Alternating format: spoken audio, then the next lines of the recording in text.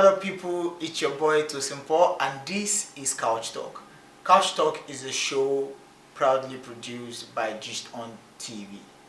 And on Couch Talk, we actually be discussing issues that, of course, that interest you. And but for today, we will be discussing something very emotional. Not very emotional. Okay, let's say a bit emotional. I will not be doing it alone. Yeah, I'm going to be bringing someone very beautiful, someone very amazing to join me on this show. And don't forget to subscribe to this channel, and of course, you can also like, share, and drop your comments. We will so much appreciate that. So, let's get started. Welcome to the show, madam. Thank you. Yeah, you see she's beautiful. Please, can we know you? My name is Abiola Akikugbe. Mrs. Abiola Akikugbe. Oh, I'm actually pleased to have you on the show today. I'm honored to be here. Okay, so without wasting much of your time, we actually have a very sensitive and emotional topic to discuss about today. And the thing is, why do people fall out of love? Because you see, when I see a lot of people today, they are in love, sweet, and all of that, and just few months down the line, and they're already best of enemies. Really.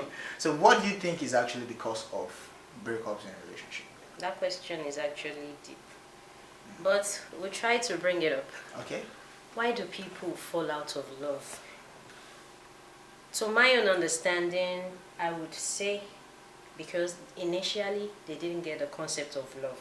All right. Love goes beyond the mere, oh, I love you. Ah, can't you see that guy? He's 6 feet tall, he's cute, he's chocolate, he's built, he has 6 packs. Those are just, can I use the word, ephemeral things. Okay. That doesn't define love. Love is, if you say you love someone, you can be with that person even if things are not going the way you like. And even if that 6 packs turn to pot belly, would you still be there? Or are you just there for the shining glory of the immediate moment? Oh. So people fall out of love for several reasons. Also, people fall out of love because it isn't love that brought them together in the first place. It was infatuation. Okay. And most times lust. And at times this concept leads to this opposite attracts. You might say this is what you want, but you realize that the kind of person that you've been saying I can never be with, will now be the person that will actually end up with, okay. And you'll be living a smooth life. There is no general principle to love. And love alone can't sustain a relationship.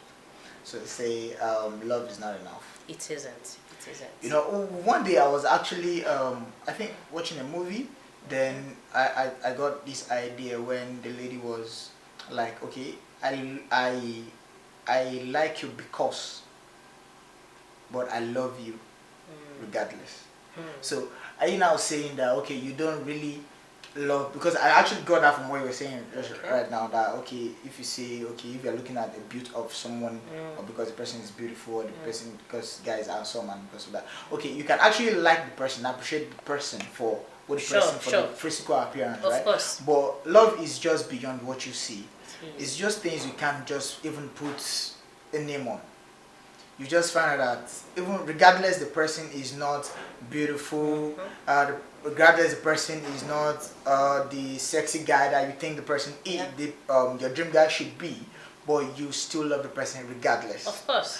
Okay, but even with all of these things, right? You still see that, okay, people who tends to actually enjoy a relationship for some years, and at the long run you just find out that, okay, let's say you were actually enduring, and after a while, or let me say you were in the relationship for a while, okay, then at some point you just find out that this is not what I want anymore.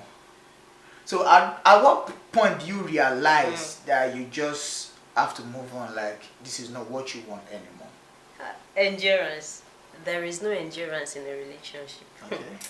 You endure, you're enduring, you endure out. That's the concept.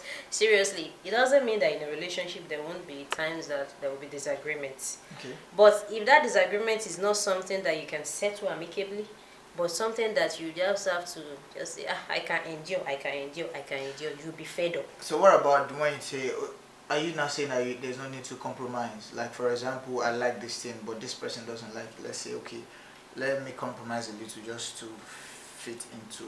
If my you can partner's compromise for the person, he also should be able to understand why and should be able to compromise. It is not a one-sided, it's not a one-way traffic. Okay. It's cut both ways. Do unto others what you expect to be done to you. You understand? So if I compromise for you, you too also compromise for me. If I compromise for you, you should also compromise for me.